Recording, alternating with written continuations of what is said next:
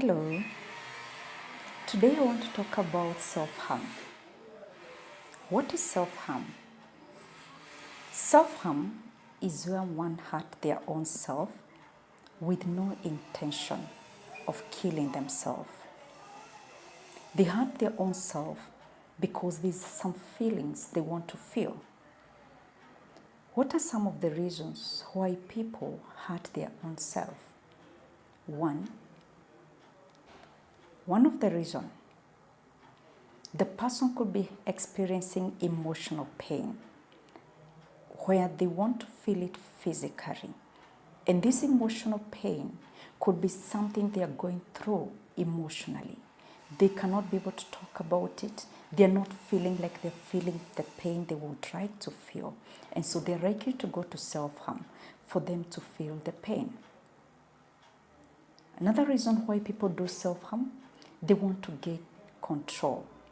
And this is control of whatever is happening to them. So if they hurt their own self, they feel like can be able to heal the wound that I can be able to see.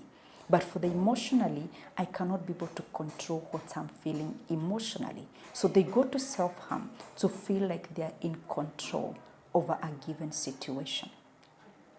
Another reason is about connecting with other people. Have you ever seen a friend who have hurt themselves and you seek to know what happened? Why did you do it? And they tell you, I don't know.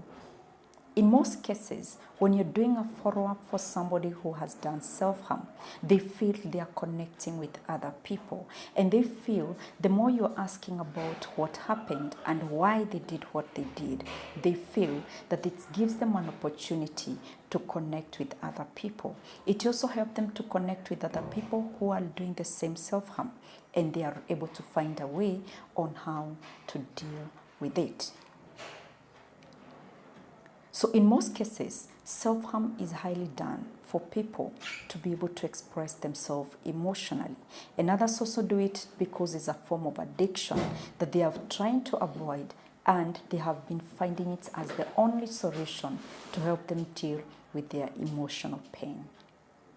Do you at times ask yourself some of the things to look at or that can help you to understand whether a friend is engaging in self-harm? One of it is having some bruises, either fresh or those that have healed, and they do not have a way of explaining them. For example, they can have some scars on the thighs, on the stomach, or on the hands. Those are some of the common places that people do self-harm. Another signs to look at is when the person put on the long sleeves and the long pant all the time, whether it is cold and whether it is hot, and they do not have any underlying medical condition. We'll not conclude all the people who do that as self-harm, but some of them have high possibility they could be harming themselves.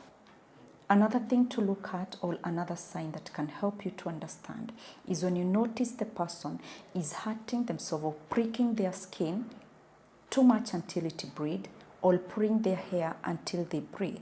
That could be another sign that the person is engaging in self-harm. What are some of the methods? And the last one, before I go to the methods, it's when a person searches a lot about self-harm, and they search a lot about it, seek to know the way it is done, with intention of either doing it or planning to do it in the future. When they do too much searching of it, there's a high possibility some of them could be intending to do it. What are some of the methods that people implement or use for self-harm? We have cutting. This is where somebody pick a razor, cut themselves either on the thighs, on the hands, or on the tummy. They can use a razor blade. They can use some toothpick to prick their skin. They can also use the needles. Burning have also been used as a form of self-harm.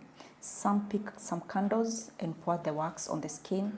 Others use things like gaslight to just feel the pain. Either they burn themselves for some time and then withdraw. So that aspect is that they want to feel the physical pain. We have those who hit themselves on the wall until they feel pain or until they bleed. That is also another form of self-harm that people practice. Punching, either you punch the wall until you bleed, it is also another form of self-harm that people do. So it is very important to observe some of those things. And also biting, self-biting, they bite themselves, either they bleed or leave some mark. That is also another way that people do it. So those are some of the things or methods that people use for self-harm. Although we really advocate, it is very good to look for help, especially medical help, or you ask for help, or you look for a way to deal with your emotions when you feel that intense feeling of self-harm.